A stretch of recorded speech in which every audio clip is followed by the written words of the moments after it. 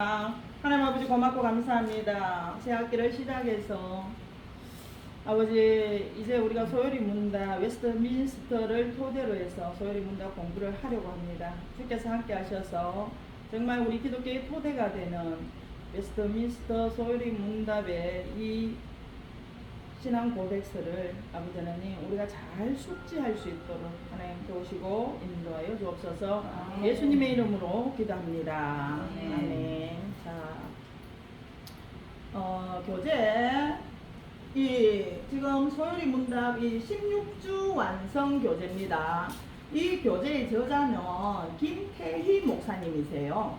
제가 이 강의를 하려고 교재를 여러 권의 교재를 사서 이제 보면서 찾다가 보니까 가장 간단하고 가장 쉽게 되어 있는 게 이 책이더라고요. 이 교과서더라고요. 그래서 너무 복잡한 것보다는 이걸로 갖고 하는 게 좋겠다 해서 이 교재를 선택을 했습니다. 여러분들은 이 교재를 거주 공부하면서 거주에 공부했던 내용들을 지난번과 마찬가지입니다. 지난번과 마찬가지로 이 교재에 있는 내용들 문답 그 1문에서 107문까지가 있어요. 107문까지가 있는데 여기에서 이제 1과 2과 3과 이렇게 나갑니다.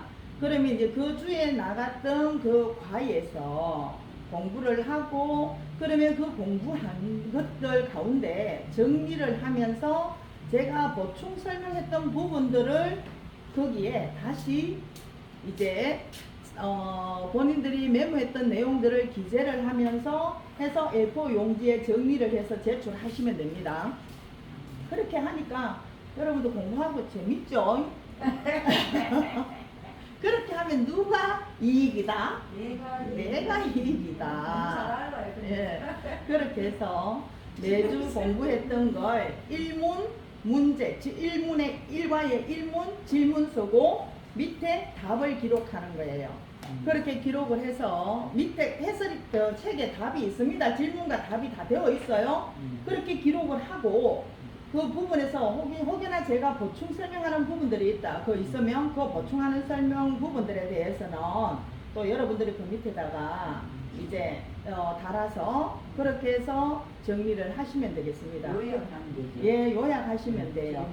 저희 교회 같은 경우에는 지금 주보에 매주 이 소요리 문답을 교동문을 안 하고 이걸 해요.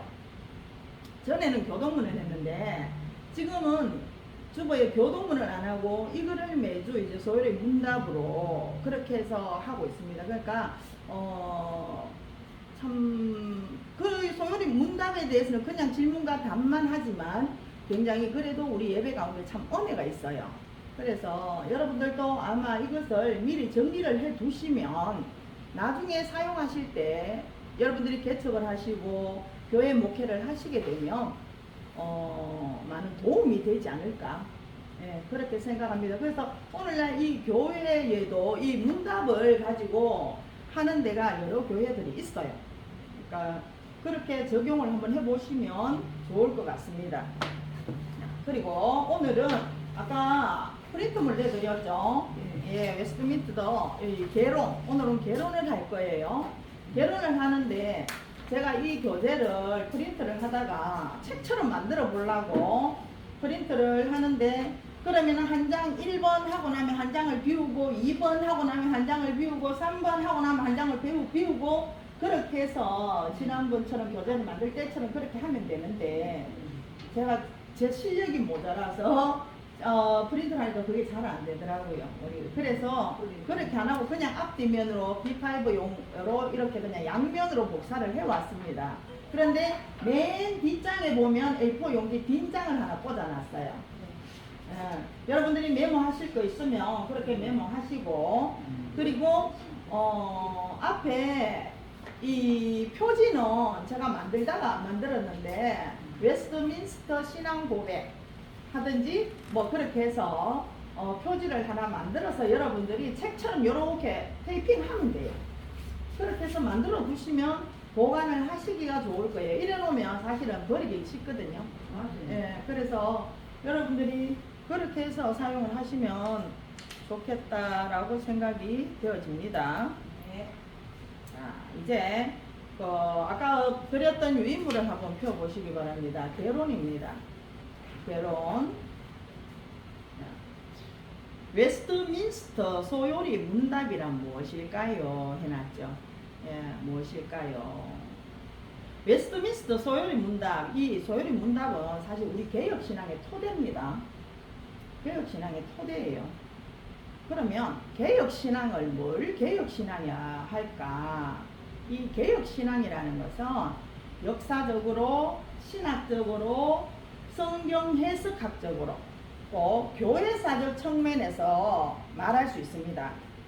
그런데 이제 그 중에서도 신앙적으로 말을 한다면 11가지를 얘기를 할 수가 있어요. 개혁신앙, 신앙적으로 말할 때 11가지를 얘기할 수 있습니다. 첫 번째, 가장 성경적인 신학이다. 뭐가? 웨스트민스터 소요리 문답이 그렇다는 거예요. 가장 성경적인 신학이다. 두 번째는 기독교의 가장 바른 전통을 가장 잘 계승한 신학이다. 기독교의 가장 바른 전통을 가장 잘 계승한 신학이다. 세 번째는 하나님 자신만을 높이고 하나님이 전부인 신학.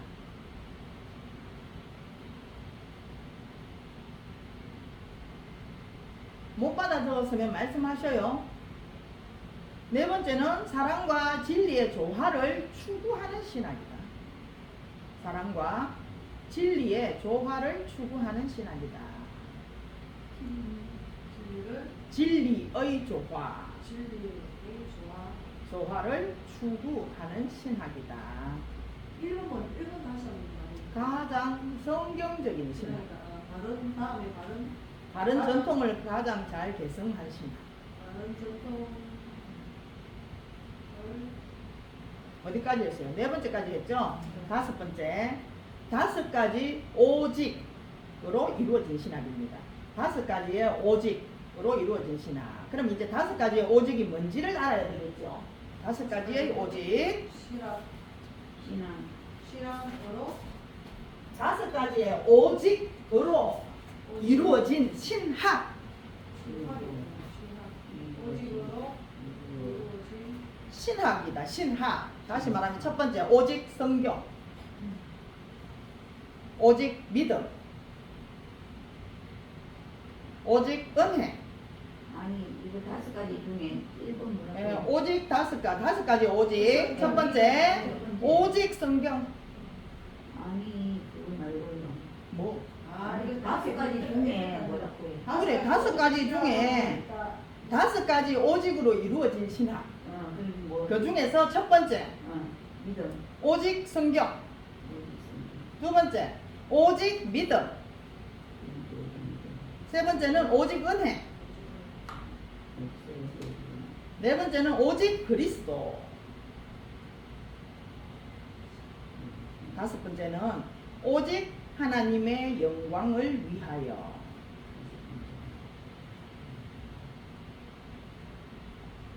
그리고 이제 6번째는 5대 강요가 있습니다. 5대 강요를 그 내용을 가진 신앙입니다. 신앙. 5대 강요. 5대 강론. 네. 우리 기독교 이 칼빈 신학의 토대입니다. 5대 강요를. 예, 5대 강요로 내용을 가진 신앙이다. 내용을 가진 신앙. 예, 첫 번째 5대 강요 첫 번째 전적 타락. 첫 번째 전적. 5대 강요에서 하는 거예요? 예, 5대 강요 첫 번째 전적 타락. 두 번째 무조건 선택. 세 번째 제한적 속죄. 네 번째 불가항력적 은혜. 네 번째. 이번에 예. 다섯 번째는 성도의 견인. 우리가 학력점 나갔더니 은혜. 다섯 은혜. 번째? 네. 다섯 번째는 성도의 견인. 성도의 견인. 성도의 정의 견인. 견인하다. 넘어가는 거. 견인하다. 연인. 견인. 이거는 시험에도 잘 나오는 내용들이에요. 아 근데 아까 5대 강조의 내용 참 6번의 5대 강조의 내용을 가진 신앙, 신학이다. 신앙이다. 이거 예, 그래서 5대 강요가 그렇다는 거예요. 우리는 5가지 오직 다섯 가지 오직. 그 다음에 성- 여섯 번째는 오직 강요, 5대 강요. 이렇게 오대 되는 거예요. 강요. 예. 자, 그다음 일곱 번째는 아까 지금 이 11가지 중에 일곱 번째입니다. 일곱 번째는 성찬에서 그리스도 예수의 실질적인 영적 임재설. 성찬에서 그리스도 예수의 실질적 영적 임재설. 실질적 영적 임재. 연대 여덟 번째는 신구약의 통일성.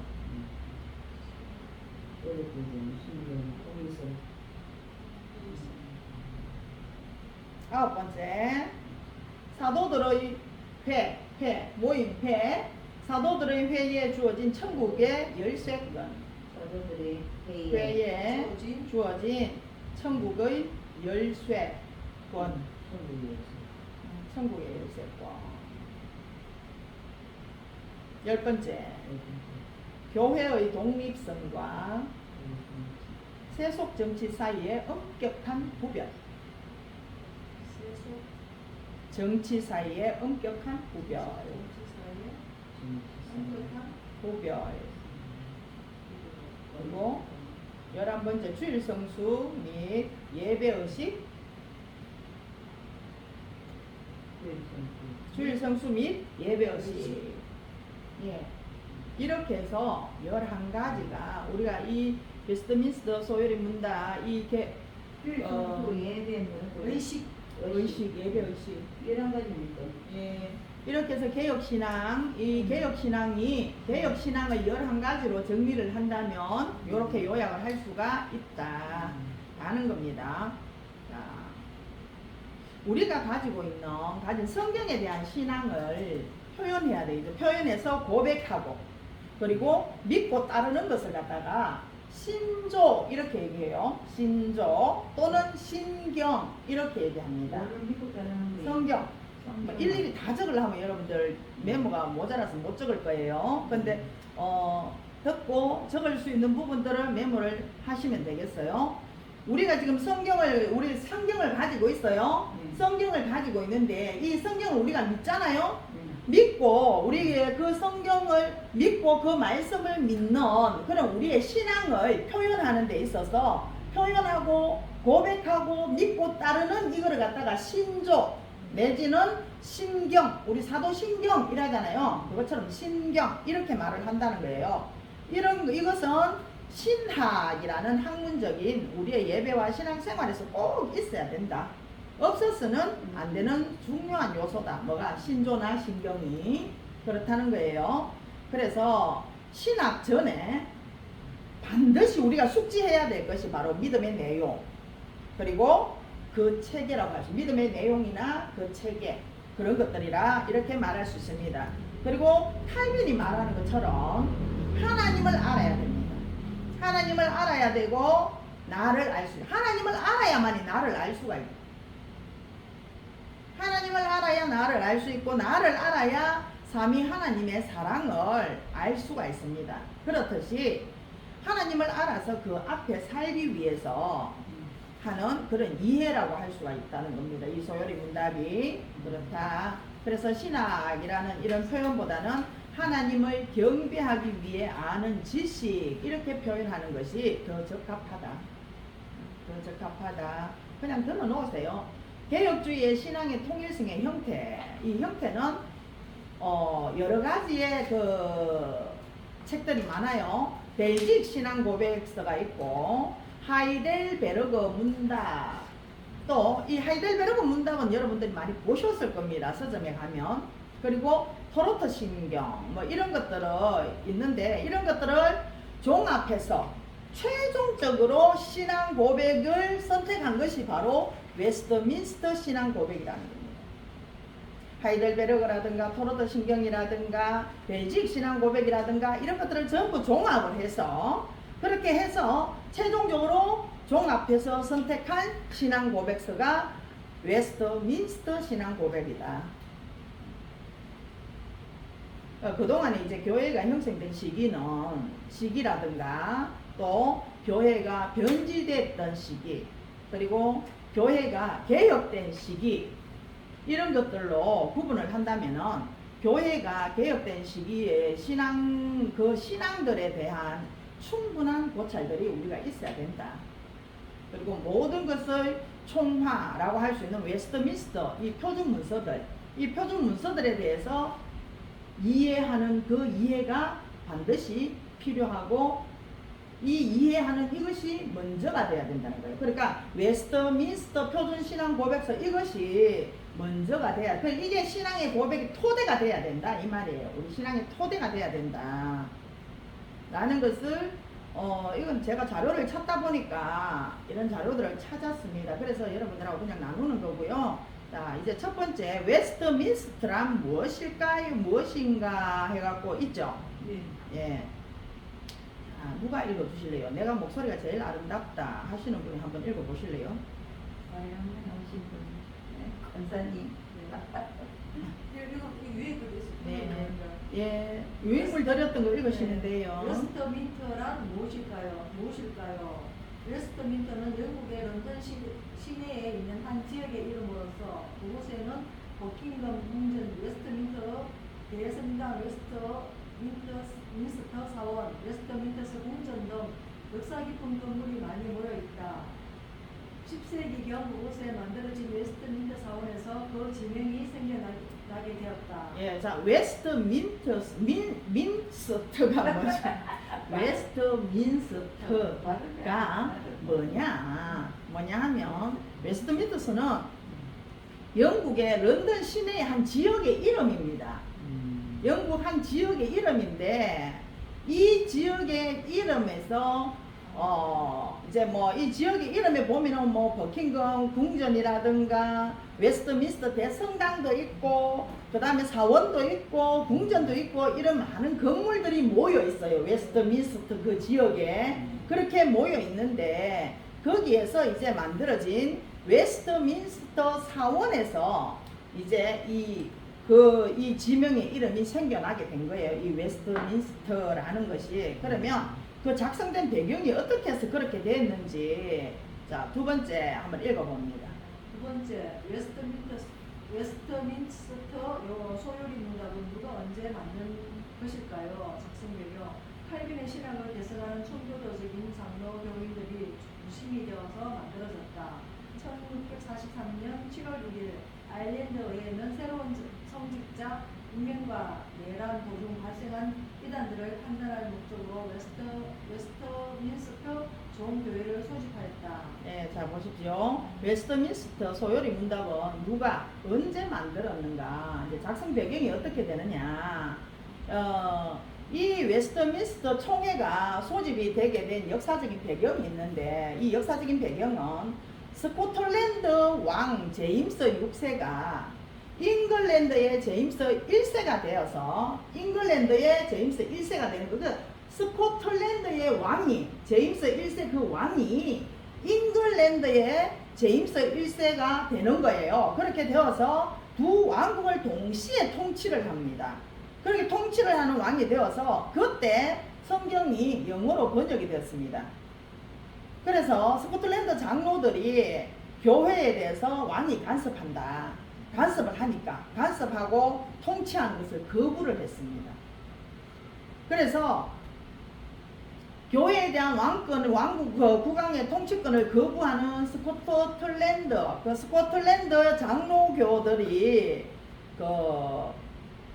그 장로교도들이 제임스 왕을 말을 하기를 장로의 제도와 군주제는 하나님과 악마만큼 잘 어울리는 현상이다. 주교가 없으면 국왕도 없다. 이렇게 장로들이 선포를 한 거예요. 그래 선포를 하고 그러면서 그 장로 그 반대하는 장로들에게 제임스 왕이 그렇게 선포를 하는 겁니다. 그렇게 선포를 하면서 그 장로들을 아주 혐오했다고 합니다. 그러다가 국왕이 돌아다니면서 자기 주장을 너무 내세우니까 이걸 국왕의 치세라고 그러죠. 치세. 그래서 그렇게 내세울 때 스코틀랜드 그 교회가 오염이 됩니다. 그렇게 오염이 됐고 그래서 일부 청교도는 신앙의 자유를 위해서 메이플라워를 타고 미국으로 건너가게 돼요. 그래서 제임스 1세 아들 찰스 1세는 완전히 가톨릭적인 예배에 빠져가지고 양국 교회를 가톨릭 교회와 유사하게 그렇게 만들어 갔다고 합니다. 그래서 찰스의 교회 정책은 그럼 어땠느냐? 스코틀랜드 장로교도와 잉글랜드 청교도들뿐 아니라 잉글랜드 국교회 나라 자체 그 교회에 만족하고 있던 대다수 국민들보다도 더 분노를 많이 샀다. 그러나 왕은 그를 반대하는 이들을 가차없이 처벌했답니다. 처벌을 하고 1638년에 스코틀랜드 혁명과 1642년에 잉글랜드 혁명이 이런 배경에서 일어나게 됐습니다. 그리고 38년에 스코틀랜드 전 국민이 국민 언약을 맺어요. 국민 언약을 맺고 장로교를 지키기 위해서 혁명을 일으키게 됩니다. 그래서 두 번에 걸쳐서 국왕의 군대를 물리친 스코틀랜드인들은 1640년에 완전한 종교적인 자유를 얻었습니다. 혁명을 일으켜서 1640년에 종교적인 자유를 얻게 됐고 그래서 순수 장로교를 복원하기 위해서 교회의 모든 불순물들을 제거를 했다고 해요. 모든 불순물들을 제거하고 그리고 잉글랜드 의회도 스코틀랜드인들하고 같은 개혁을 할 수 있게 하기 위해서 국왕에게 잉글랜드 의회를 소집하도록 압력을 넣었대요. 그렇게 압력을 넣고 1640년 말에 소집된 잉글랜드 의회는 청교도가 많았기 때문에 의회는 스코틀랜드처럼 교회 개혁을 시작을 했지만 국왕의 완고한 반대에 부딪히면서 잉글랜드에서는 전통적인 잉글랜드 국교회의 모습을 지키려고 하는 왕당파가 생겼고 그리고 잉글랜드 국교회를 완전하게 개혁하려는 의회파가 생기게 된 겁니다. 왕당파와 의회파가 생기면서 이 왕당파와 의회파 간에 내전이 일어나게 됩니다. 내전 초기에 전세가 의회파에게 불리하게 돌아가게 되고 그리고 1643년에 잉글랜드의 청교도 지도자들과 스코틀랜드의 장로교 지도자들이 음숙동맹을 그리고 음숙동맹 그 언약을 맺게 됩니다. 그 결과로 스코틀랜드 군이 의회파를 지원하기 위해서 참여하게 되고 스코틀랜드의 군인들이 의회파를 지원하려고 참여하게 되고 그래서 음숙동맹과 언약의 내용이 잉글랜드 국교회의 개혁을 위해서 총회를 소집한다라는 것이었어요. 그래서 이렇게 소집된 총회가 바로 웨스트민스터 총회입니다. 웨스트민스터 총회. 그것이 웨스트민스터 총회다. 그리고 이제 당신의 신학적인 기류는 그럼 어때 했느냐면 런던은 알미니안주의자들 그리고 제세례파들 도덕률 폐기론자들 뭐 또 열광주의자들 뭐 이런 에라스투스주의자들 아주 뭐 많더라고요. 그런 것들이 가족주의자들, 회중주의자들, 교황주의자들, 케이크 교도들, 소키누스주의자들 이런 사람들을 비롯한 수많은 종파들이 너무나 많았습니다. 너무나 많은 종파들이 난무했는데 다시 말하면 오늘 종교다원주의의 온상이 되었더라는 거예요. 그럼 알미니안주의는 뭘 말하느냐면 알미니안주의는 인간의 부분적 타락을 주장을 합니다. 그리고 개인이 하나님의 은혜를 거부할 수 있다 이렇게 주장하는 자들이 알미니안주의자. 개인이 하나님의 은혜를 거부할 수 있나요?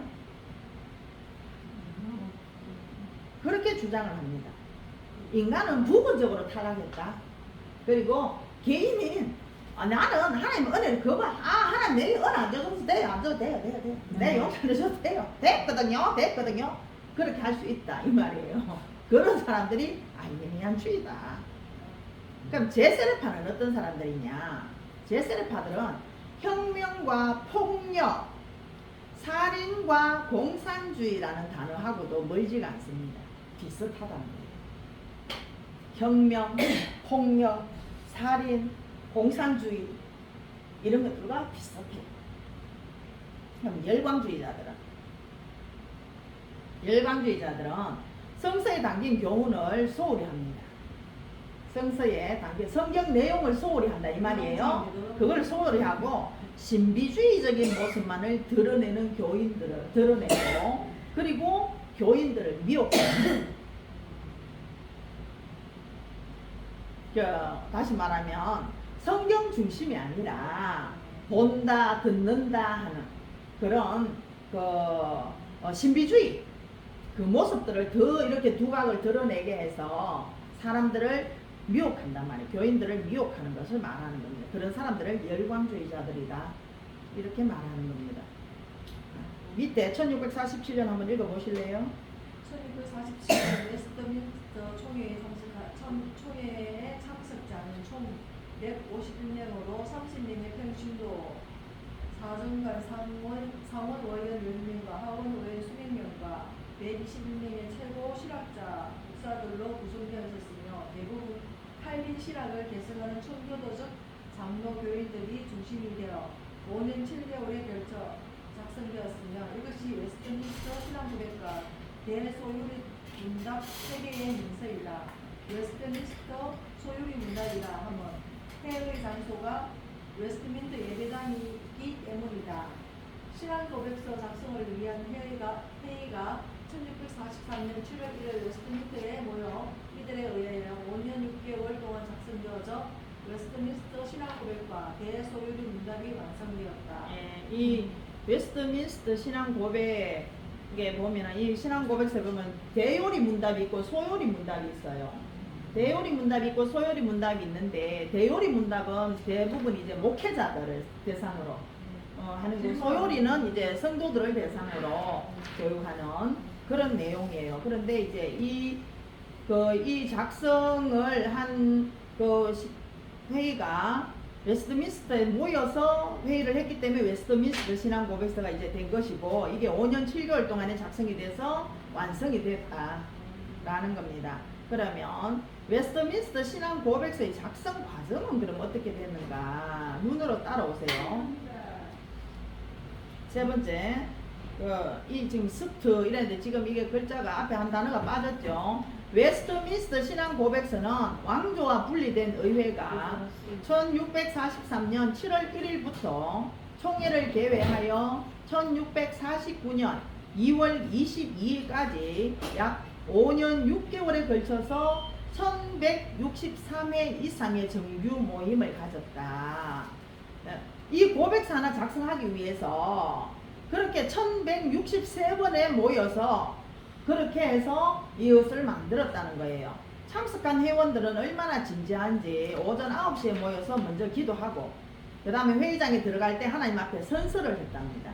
선서를 했다. 오른손을 들고 하나님과 교회의 유익한 발언 외에는 안 하겠습니다 하고 선언을 했다는 거예요. 선언하고 서약을 했다. 그리고 회의장 안에 있는 신학자들과 모인 사람들로 하여금 영감을 얻어가지고 성경에 있는 가장 바른 교리를 만들 수 있게 해달라고 회의가 진행되는 동안 계속 기도하는 사람들이 있었다는 거예요. 일부는 회의를 진행하고 있고, 또 일부는 중보기도 팀들이 있어서 중보기도를 한다는 거죠. 말하자면 어떤 목사님들 어디 그 부흥회나 집회를 인도해서 나가시면 항상 중보기도 팀들이 따라가는 목사님들도 있습니다. 그렇게 해서 그 뒤에서 목사님 집회하시는 이제 잘하시라고 기도하시는 분들이 있어요. 그런 것처럼 이제 이 영감을 잘 얻어서 성경의 바른 교리를 만들 수 있게 해달라고 이제 뒤에서는 기도하고 있고 앞에서는 회의를 하고 있고 그래 있었다는 겁니다. 그래서 지금까지 인류 역사에 그 정도로 진지하게 사심없이 성경을 가지고 진리를 탐구한 적이 없었다. 기도팀을 두고 회의를 진행하면서 실제적으로 발언하는 사람은 몇 명? 20명, 20여 명 정도. 그리고 나머지 20여 명은 입으로 나오는 말씀이 성경에 부합한가 안 한가 확인을 하는 거예요. 확인을 하고 영감을 가지고 정밀하게 분별력을 가지고 그렇게 기도하면서 만들어낸 그렇게 권위 있는 이 신앙 고백서가 바로 웨스트민스터 신앙 고백서다 라는 겁니다. 40명이 모여서 회의를 하면 20명은 발언을 해요. 20명은 발언을 하고 나머지 그럼 20명은 지금 이 발언하는 내용이 옳은가 성경에 적합한가 이 성경하고 부합을 해서 연결을 해서 맞나 안 맞나 그걸 정확하게 분별을 해서 그렇게 해가지고 기도를 하면서 만들어낸 아주 권위 있는 책이다. 권위 있는 책이다. 그 책이 바로 웨스트민스터 신앙 고백서라는 겁니다. 그래서 이 웨스트민스터 신앙 고백서는 우리 기독교의 기본 토대입니다. 기본 토대. 웨스트민스터 표준 문서, 다시 말해서 신앙 고백서, 대소요리 문답, 대소요리 문답, 그 다음에 예배 모범, 정치 조례 이런 것들은 청교도와 개혁주의 신학과 신앙의 정수를 담고 있다. 특히 두 문서, 웨스트민스터 신앙 고백과 대소요리 문답, 이 문답 가장 완벽한 신조와 교리 교육서로 알려져 있다는 겁니다. 오늘날 대부분의 교회들이 이 소요리 문답, 웨스트민스터 신앙 고백서, 소요리 문답 이것을 그대로 수용하고 일부 수정해서 사용을 하고 있습니다. 대부분의 교회들이 철저하게 각 교리에 있어서 개혁신학의 독특성을 성경적 입장에 기초해서 가장 잘 정리된 장로교회의 대표적 표준적 신앙 고백서가 된 것이다. 뭐가? 웨스트민스터 신앙 고백서가 그렇다는 겁니다. 이 표준 문서들은 미국의 장로교회 역사 가운데서도 지대한 영향을 미쳤대요.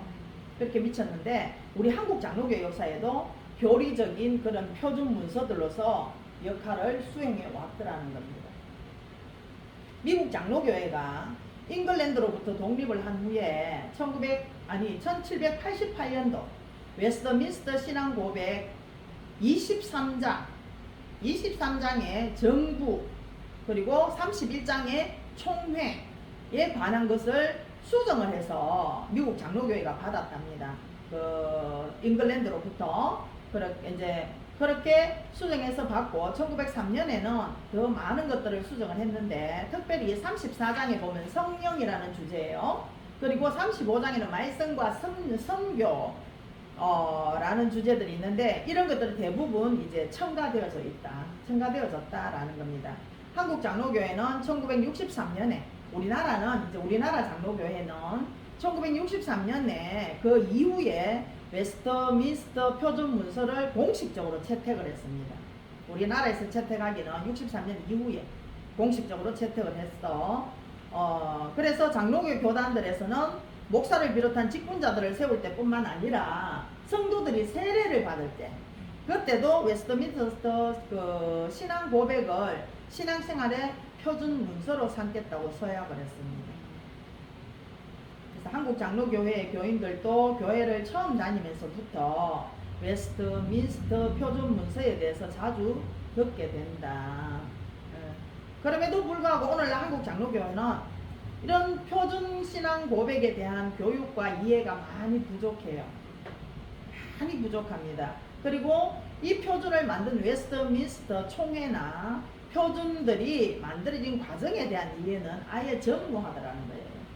전무하더라. 일반 성도뿐만 아니라 많은 목회자들조차도 이 문서들을 제대로 연구하지 않을 뿐만 아니라 연구를 제대로 하지도 않고 심지어 읽지도 않는 실정이다. 저도 마찬가지입니다. 저도 이 강의를 하기 위해서 강의 준비를 하다가 보니까 이것을 선택을 했고 그리고 이것을 선택을 하고 이것을 보게 되고 읽게 되고 공부를 하게 되고 강의를 준비하기 위해서 공부를 또 하게 되고, 그러면서 이제 제가 저희 교회에도 이것을 적용을 해서 바꾼 거예요.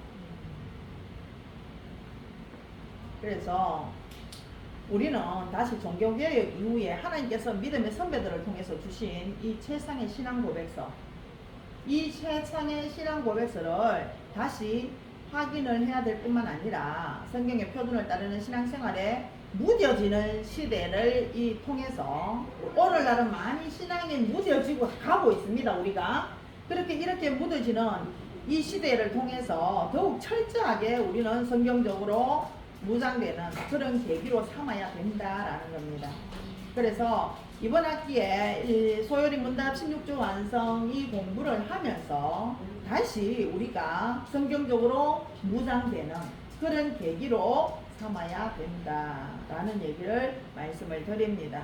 그럼 웨스트민스터 표준 문서 이 신앙 고백의 가치를 대소요리 문답과 같은 방식으로 하면은 12가지의 질문을 통해서 알아볼 수 있다고 합니다. 12가지의 질문.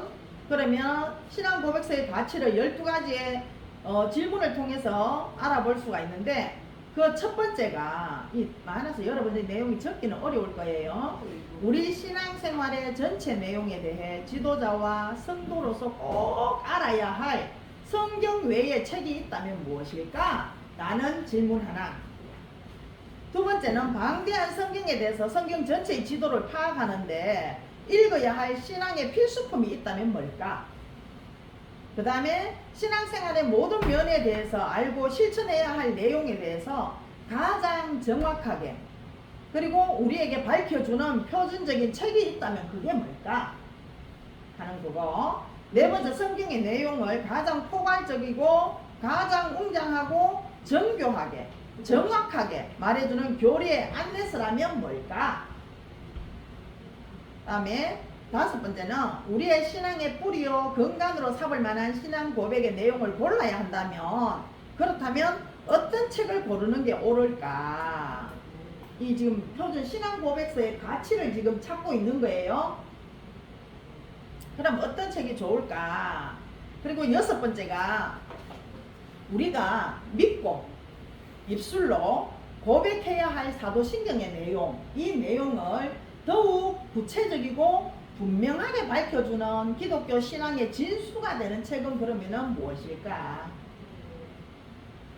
일곱 번째, 역사 이래 신앙 고백들이 많지만은 그 고백을 가장 작성하기 위해서 가장 많은 시간을 들이고 가장 많은 신학자들이 모이고 하나님 앞에 선서하면서 가장 어려운 중에서도 가장 많이 기도하며 작성된 책이라면 그것이 무엇일까?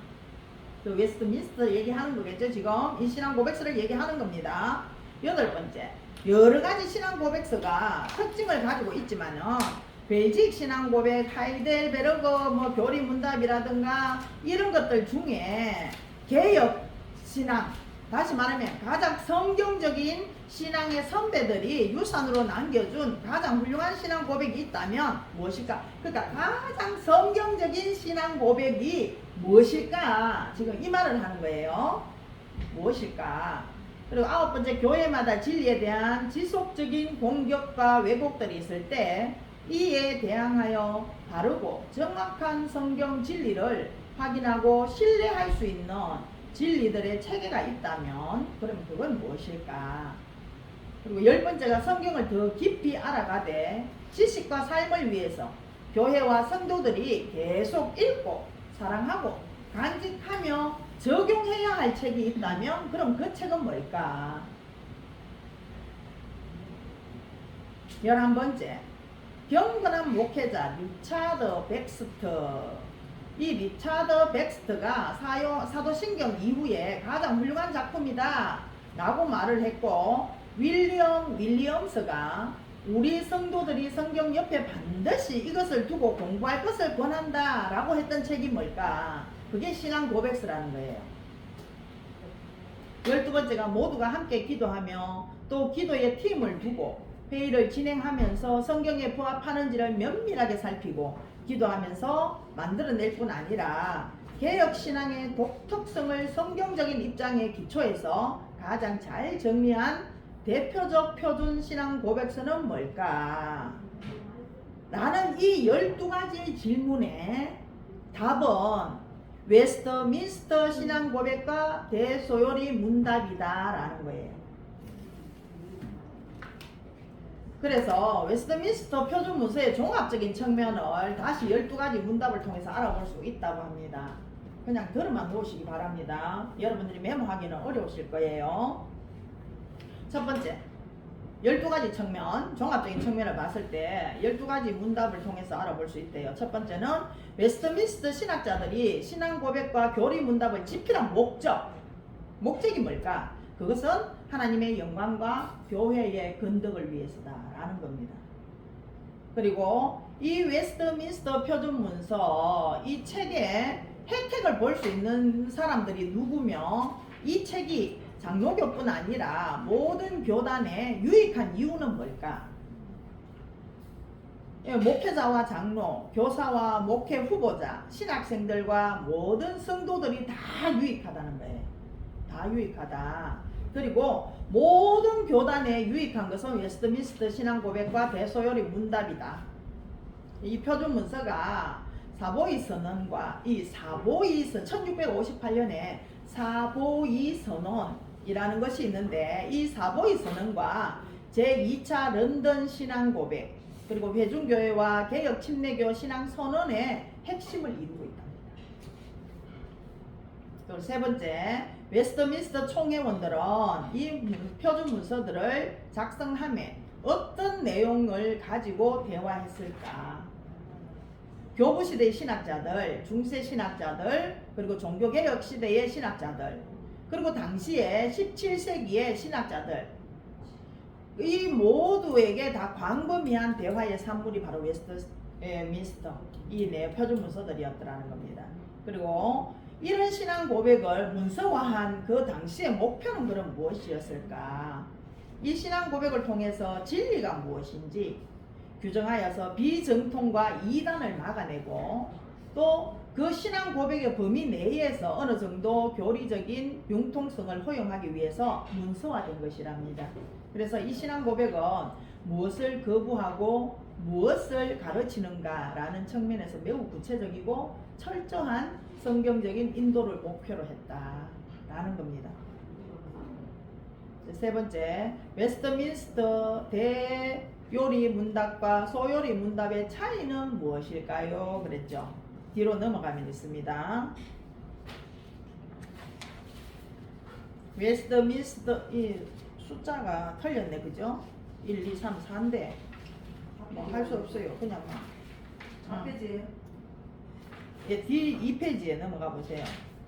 웨스트민스터 대요리 문답과 소요리 문답의 차이는 무엇일까요? 찾았나요? 네, 예. 성직자들을 위해 작성된 대요리 문답은 196개의 질문과 답으로 되어 있고 대요리 문답 목회자들을 대상으로 했는 질문과 답은 196개로 되어 있고 평신도들을 교육하기 위한 소요리 문답은 107개의 질문과 답으로 되어 있다. 소요리 문답은 일반 성도들에게 교리 교육을 위해서 만들어진 것으로 암기하기에 쉽도록 만들어졌다. 소요리 이런 책이 따로 있는 거예요, 그러면? 이게 소요리. 이게 소요리. 신앙 고백서는 신자, 목회자, 교회 공동체 모두가 다 적용한다. 그리고 그러면 누가 이 책을 이를 채택하고 사용했는가? 누가 채택했고 사용했나? 웨스트민스터 신앙 고백과 대소요리 문답은 칼빈의 제자로 스코틀랜드에 가서 장로교를 만든 존 녹스의 스코틀랜드의 장로교에 의해서 채택이 됐다. 이후에 전 세계의 장로교회는 웨스트민스터 신앙 고백과 대소요리 문답을 교리 표준서로 받아들여서 교회와 가정에서의 교리 교육에 널리 사용하게 됐다 했습니다. 그러면 이제 한국 교회가 그러면 왜 이 표준 문서의 내용을 공부하도록 추천을 했느냐?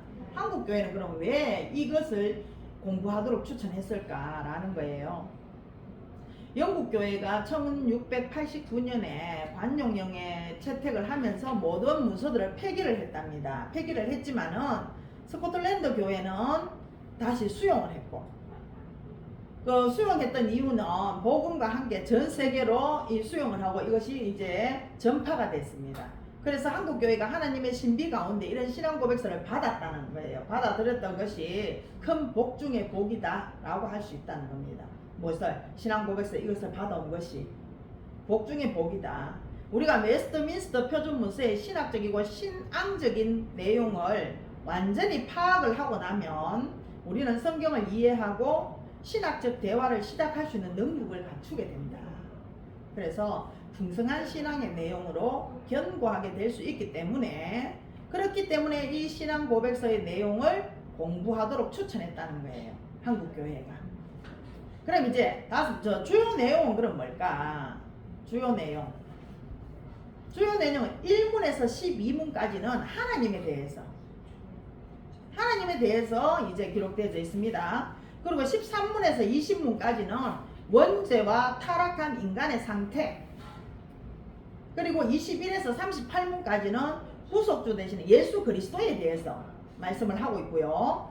그리고 39에서 84문까지는 십계명에 대해서 말하고 있습니다. 85에서 97문까지 세례와 성찬에 관해서, 그리고 나머지는 주기도문에 대한 것이다. 이러한 구조는 이전에 만들어진 하이델베르크 요리 문답과 비슷하다, 유사하다는 거예요. 그래서 좀 더 자세하게 구조를 살펴보면 다음과 같습니다. 그랬죠. 첫 번째 1에서 38문에서는 사람이 하나님에 대해서 어떻게 믿어야 할 것이 무엇인가, 그걸로 구성이 되어 있는 거예요. 1에서 38문까지. 그래서 1에서 3문까지는 서론, 인생의 목적과 성경에 대해서, 그 다음에 4에서 12문은 신론, 13에서 20문은 인간론, 21에서 28문은 기독론, 그리고 29에서 38문은 구원론, 이렇게 기록이 되어 있고, 나머지 39에서 107문까지는 하나님께서 우리들에게, 사람들에게 요구하시는 것이 뭔가 하는 것에 대해서 구성이 되어져 있는 겁니다.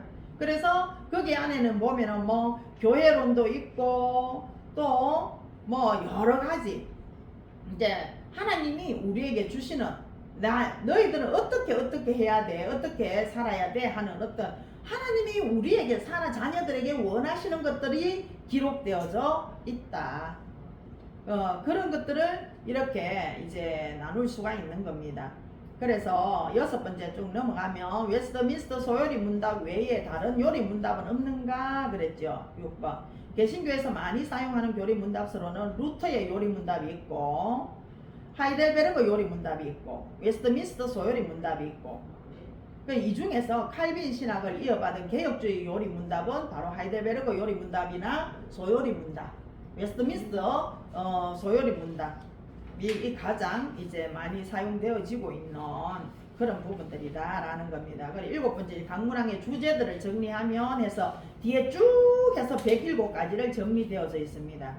107가지가 정리되어 있는데, 이거는 이제 여러분들이 나중에 그냥 한번 읽어보셔요. 읽어보시고 이 107가지가 이 책에 이제 기록이 되어져 있는 거예요.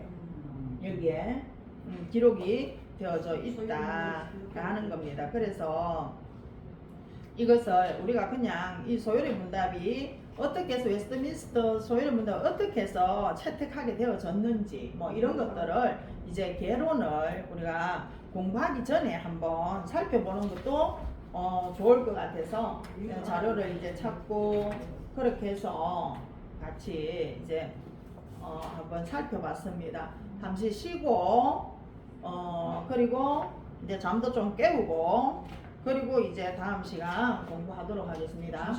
다음 시간 이제 교재를 가지고 공부할 거예요. 이 소유를 문답 이걸 보여줘. 네. 자, 화장실 땡겨 오셔도 되겠습니다.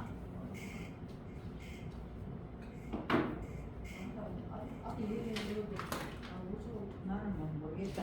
무슨 말인지 모르겠어요. 예. 이거 좀 꺼도 될 텐데요. 나는 맞아. 개론은 그럼 정리